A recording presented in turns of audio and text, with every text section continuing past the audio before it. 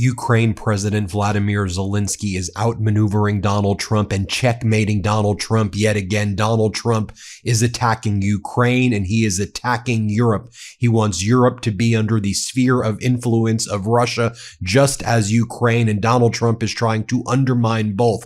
Donald Trump's been posting that Europe is impotent and Europe is angry that Donald Trump is the one who will determine the spheres of influence in Europe and that it belongs to Russia. And the New York Post was reporting on that. At the same time, Donald Trump is trying to force Ukraine into another surrender move.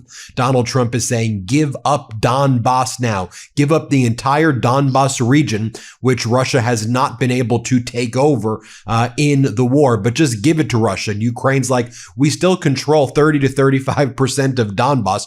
Russia would likely need to expend another 4 years and millions of lives to take it over. And if we just give it to them, they're going to use it as a staging base to launch more attacks and get into Kyiv. So that's not a just and lasting peace, Donald. So let me tell you what Zelenskyy did. And before getting into that, let me remind you, hit subscribe. We're on our way to 6 million subscribers. You know that our YouTube channel, our network is under attack by the Trump regime and MAGA. They want us shut down. You're not getting reporting like this really anywhere else. You may think you're subscribed, but you may not actually be subscribed. So please subscribe right now. So let me tell you what Zelenskyy was doing. Again, remember to subscribe. Zelenskyy first rushes to London, right, where he holds a meeting with the French president, Emmanuel Macron, the prime minister of the UK, Keir Starmer, and the chancellor of Germany, Friedrich Merz. They sit together, and Merz, the chancellor of Germany, is like, we're very skeptical of what the U.S. is doing. We don't trust the U.S. And Keir Starmer and Macron are like, we need just and lasting peace and not this BS that the U.S. is doing. But they're showing strength and unity together. So that's what Zelenskyy does first. Then he goes to Brussels in Belgium, where the Trump regime is trying to pressure them to not release funds that could frozen Russian assets and frozen Russian funds that can be used by Ukraine. So Zelenskyy goes to Brussels. He meets with NATO Secretary General Mark Rutte. He meets with the European Council President Antonio Costa and with the President of the European Commission, Ursula von der Leyen, and he has very productive meetings there. And at the same time, you had Donald Trump holding a meeting at the White House where Donald Trump was bragging that he doesn't give Ukraine any money. I give them nothing. He says, I give them nothing and they deserve nothing. So let's just talk about what's going down. Here's what Donald Trump said at the White House yesterday. Here, play this clip. As you know, Joe Biden gave them $350 billion. You know, and I gave them nothing. I did give them javelins at the beginning and knocked out a hell of a lot of attacks. But and Obama gave sheets. Remember, Obama gave sheets and I gave javelins. But no, we have a great situation going over there, except for one problem. You got a lot of people dying, and I want to see that stop. Oh, and then Donald Trump announced that he was also going to do 8 or 9 championship fights at the UFC White House event. That's a big priority of his. See where his mind is just going? It's so utterly ridiculous. So while that was taking place, you then had Zelenskyy in London. And here's what Zelenskyy talked about with respect to the meeting in London. He talked about how over the days and weeks, past 24 hours, we've been maintaining virtually round-the-clock communications with our partners. I'm grateful for this level of attention and full engagement today. So yesterday in London, together with Prime Minister Keir Starmer, we held a joint call with partners. There was strong representation. Finland, Italy, Poland, Norway, the Netherlands, Denmark, Sweden, Turkey, the NATO Secretary General, and the presidents of the European Council and the European Commission. We are coordinating to ensure that Europe's voice is taken into account in all matters that concern Europe. Ukraine making clear, Ukraine is Europe, Europe is Ukraine. And let's be clear, if Russia takes over Ukraine, where's it going next? It's going right to Europe. I'll play for you what the former general of Army Command in Europe, my friend Ben Hodges, who you've seen on the MeidasTouch Network, what he had to say. Zelenskyy goes on to say, I briefed them on our contacts with the United States and the work on all proposals currently on the table. He's saying this is an emergency meeting in essence. The United States is now saying give up Donbass immediately. And the issue also is that that's not just where Russia's going to stop. Russia's going to take Donbass, which they can't get by the military, and then they're going to use it to invade Kyiv. That's what's going to happen. It is important that we work together on all documents, including the overall peace framework, security guarantees, and Ukraine's post-war recovery.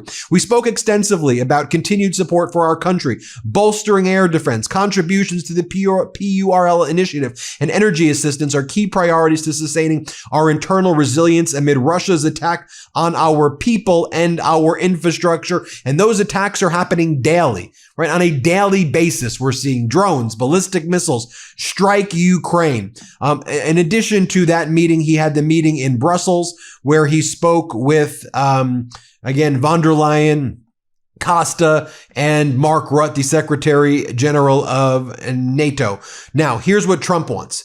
He wants Ukraine give up Donbass one way or another. Politico is reporting the following. Peace talks between the U.S. and Ukraine have stumbled over one main issue: how to force Ukraine to give up what the Kremlin has failed to seize during the war, the entirety of the Donbass region. On the territory issue, Americans are simple. Russia demands Ukraine to give up territories, and the Americans keep thinking about how to make it happen. A senior European official familiar with the negotiation process told Politico on conditions of anonymity to discuss a sensitive matter. The Americans insist that Ukraine must leave the Donbass one way or another.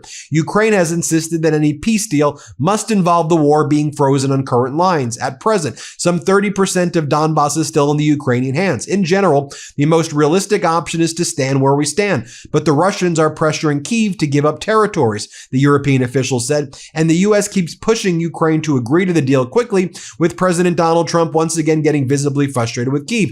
Last week, Putin and Russia will take Donbass anyway. However, Ukraine believes that giving up the remaining 30% of the Donetsk region, which includes the cities with a total population of more than 100,000, would allow Putin to basically use that as a launching ground for other areas.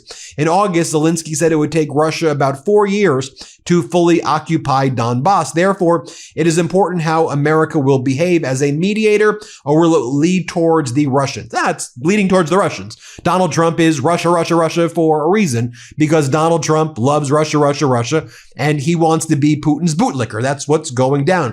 Hey everybody, Ben Meiselas here from the MeidasTouch Network. I wanted to let you know about my podcast partner, Michael Popak's new law firm.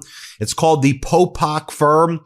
Michael Popak's pursuing his dream of starting his own law firm, really based on the popular demand by all the Meidas Mighty and legal AFers who were approaching Michael Popak with their cases and saying, can you help us? And at that time, Popak was not able to. So he went out on his own. He started the Popak Firm, where he is now handling catastrophic injury cases like car accident cases, trucking cases, malpractice cases, big negligence cases, wrongful death cases. So if you or someone you know have a case like this, the consultation with Popak's firm is free. Give him a call. See if you have a case.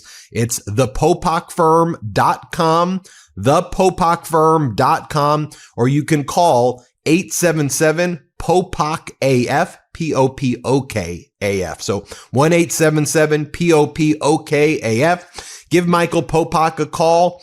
And I'm really proud of you, Popak. Thanks for all the hard work you're putting in.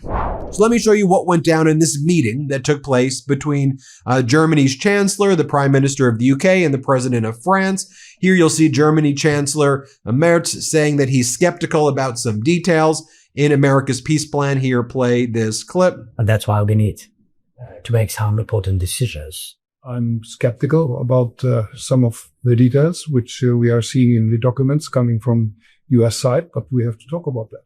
That's why we are here. I think we have a lot of cards in our hands. The financing and the furniture of equipment and training programs to Ukraine, the fact that Ukraine is resisting in this war, and the fact that the Russian economy is starting to suffer, especially after our latest sanctions and the US sanctions. And now I think the main issue is a convergence between our common positions, Europeans and Ukrainians, and the US to finalize these peace negotiations. We stand with Ukraine And if there's to be a ceasefire, it needs to be a just and lasting ceasefire.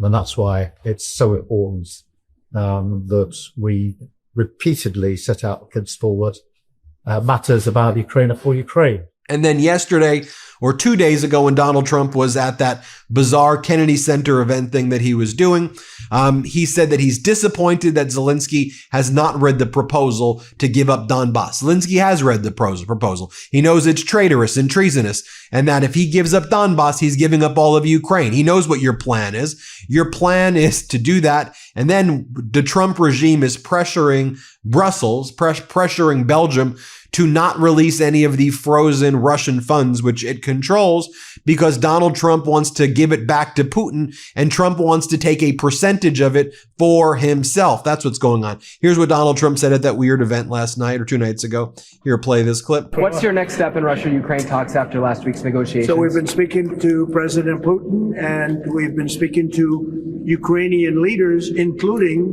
Zelenskyy, President Zelenskyy. And I have to say that I'm a little bit disappointed that President Zelenskyy hasn't yet read the proposal. That was as of a few hours ago.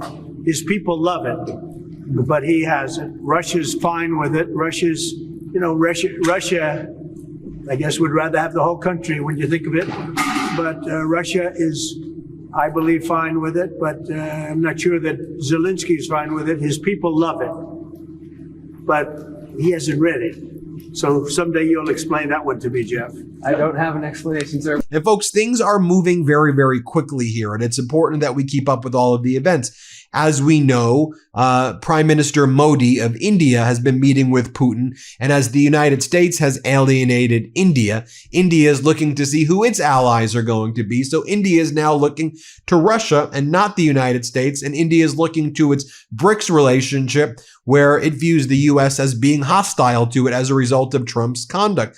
So, as this one commentator notes, India may be becoming Europe's enemy by helping Russia and expanding drone production with Russia, as the United States has really harmed India's economy. Remember the reporting that we did, the United States tariffs on top of tariffs in India, harming the national sovereignty of India by Trump claiming that he ended the war with Pakistan when he had nothing to do with it. And that was embarrassing for Modi and Modi's regime. And Modi was like, you had nothing to do with it. Stop lying and saying those things.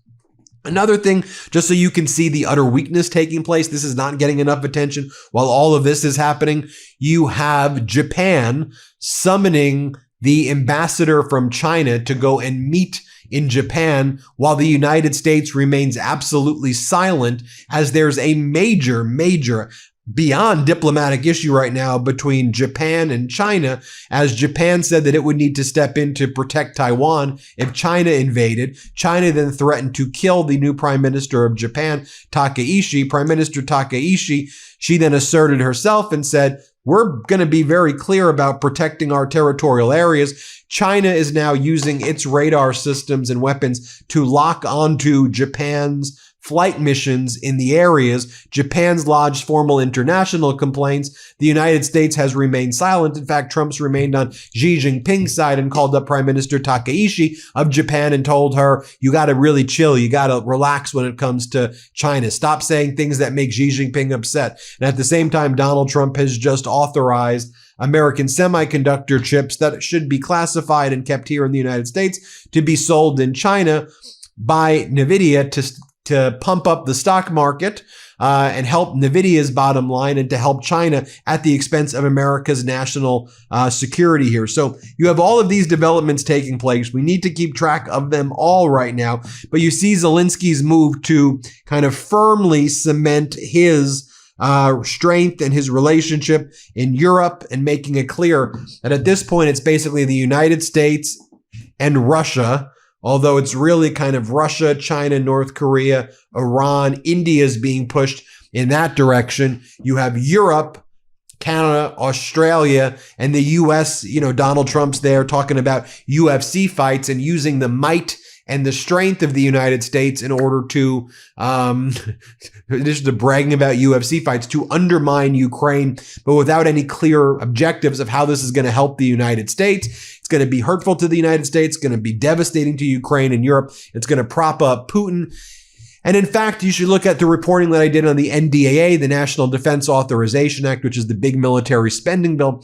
There you have Congress trying to throw in these provisions that will essentially limit Donald Trump's ability to withdraw support from Ukraine and Europe. And the Congress now, Republicans who have been so feckless in the face of Donald Trump, they are worried about the United States losing its authority in the world. And they're like putting these provisions in, like, oh, you can't just totally leave Europe without coming to Congress, and you can't, defund Ukraine without coming to Congress. Well, it's maybe a little too late for that at this point, but you see the different alliances forming. Let me know what you think, everybody. Hit subscribe. Let's get to 6 million subscribers. And again, I think you're getting info here you're not getting other places. So if you like this info, make sure you hit subscribe. Thanks for watching. Love this video? Support independent media and unlock exclusive content, ad-free videos, and custom emojis by becoming a paid member of our YouTube channel today. You can also gift memberships to others. Let's keep growing together.